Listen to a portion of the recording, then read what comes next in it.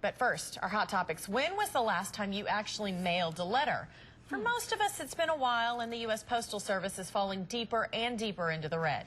In March, the agency will start the process of closing as many as 2,000 post offices. This is on top of the 491 it said it would close starting at the end of last year. The Postal Service is also reviewing another 16,000 post offices that are operating at a deficit. Okay, here's a list of some of the locations that are set to close in our state. The post office at the state capitol, the University Mailing Center in Enid, and these cities will actually lose their post offices: Cardin, Pitcher, Rentisville, Spencerville, and Tussey.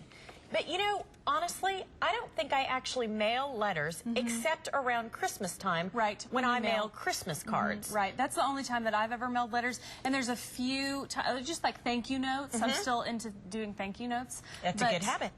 Well, I try to keep it up. Anyways, but it's so convenient to just get on your email and just shoot somebody an email instead of sending a letter. Or to pay your bills online. Pay your bills online. Because then it's all done and you don't forget, and it saves you a stamp. So. Yeah, or do the auto draft. Yes. So you don't even have to think about it. That's right. It's just easier. Well, you know, we want to know if it would impact you if the post office in your neighborhood actually closed down. Now, Ryan had this to say on our Facebook page: if it means they'll control their costs instead of continuing to raise the price of postage, it will help us all. I rarely have to go to the physical location, so driving across town now and then isn't a big deal. Joe says, I pay everything online. Sorry for those that will lose their jobs, but I seldom use the USPS. Okay, and Gregory tells us it will save me via taxes money. Close them. Amy also writes, it would have a huge impact. If it was closed in our town, it would mean a 30-minute drive to the next post office. And it will affect some of those towns. Yes. Some of those smaller towns, especially, that's where they go. And so it will affect them in a big way. And there are still, like my mother-in-law or my grandmother, they actually physically still mail letters. Right. So I think it's going to affect parts of our community more than others. Absolutely. Okay, did you know that sleeping with your pets can actually make you sick?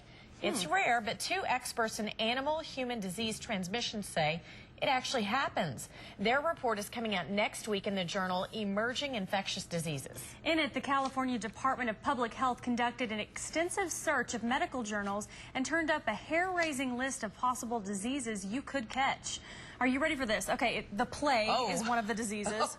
Bad. Yeah. Chagas disease, which can cause life-threatening heart and digestive system disorders, and cat scratch disease, which can also come from being licked by infected cats. Cat scratch fever, I guess.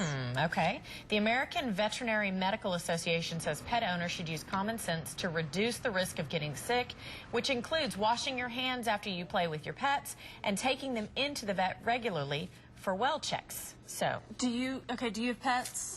We have two cats.